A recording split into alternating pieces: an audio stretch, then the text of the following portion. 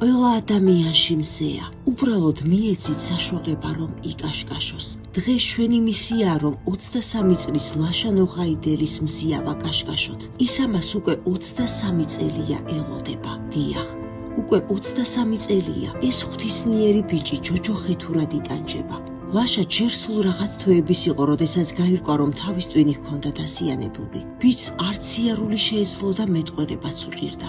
საშინელმა დაავადებამ მას ბავშვობა წაართვა, რადგან შეჭირვებულმა ოჯახმა მკურნალობა ვერ შეძლო. და ახლა ლაშას უკანასკნელი შანსი ესრება, რომ ჯოჯოხეთს თავი დააღწიოს. თურქი ექიმები უკვე ელოდებიან ჩვენ საბრალო ქართველ ბიჭუნას, მაგრამ რაქნა საბრალო მამამ ტაქსაობით როგორ შეაგროვოს ზვირადღირებული ოპერაციის ფული. ღვთისმიერო ადამიანებო, ლაშას ბედი ახლა მხოლოდ თქვენს ხელშია.